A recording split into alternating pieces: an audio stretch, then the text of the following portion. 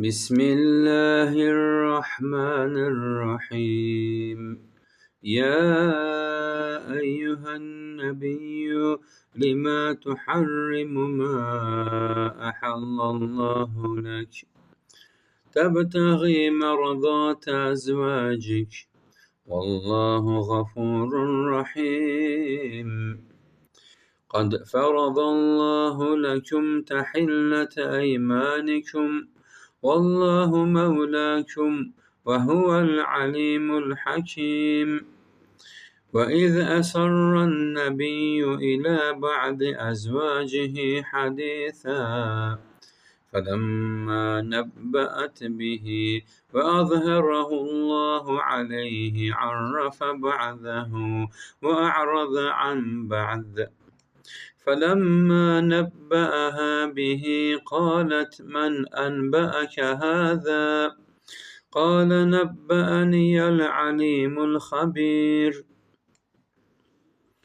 إن تتوبا إلى الله فقد سغت قلوبكما وإن تظاهرا عليه فإن الله هو مولاه وجبريل وصالح المؤمنين والملائكة بعد ذلك ظهير. عسى ربه إن طلقكن أن يبدله أزواجا خيرا منكن مسلمات مؤمنات قانتات تائبات عابدات سائحات ثيبات وأبكارا. يا أيها الذين آمنوا قوا أنفسكم وأهليكم نارا وقودها الناس والحجارة عليها ملائكة غلاظ شداد لا يعصون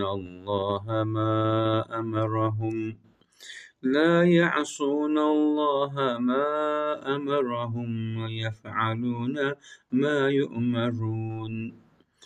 يا أيها الذين كفروا لا تعتذروا اليوم إنما تجزون ما كنتم تعملون.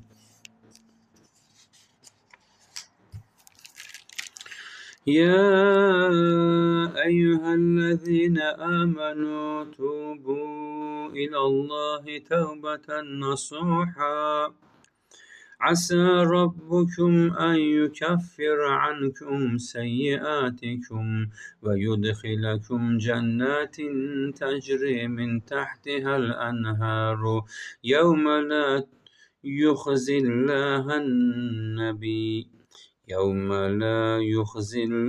النبي والذين آمنوا معه نورهم يسعى بين أيديهم وبأيمانهم يقولون ربنا أتمم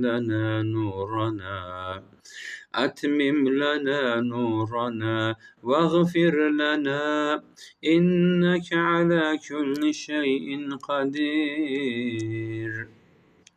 يا أيها النبي جاهد الكفار والمنافقين واغلظ عليهم ومأواهم جهنم وبئس المصير. ضرب الله مثلا للذين كفروا امرأة نوح وامرأة لوط كانتا تحت عبدين من عبادنا صالحين فخانتاهما فلم يغنيا عنهما من الله شيئا وقيل ادخلا النار مع الداخلين. وضرب الله مثلا للذين آمنوا امرأة فرعون إذ قالت رب ابن لي عندك بيتا في الجنة ونجني من فرعون وعمله ونجني من القوم الظالمين ومريم ابنة عمران التي أحسنت فرجها فنفخنا فيه من روحنا وصدقت بكلمات ربها وكتبه وكانت من القانتين صدق الله العظيم.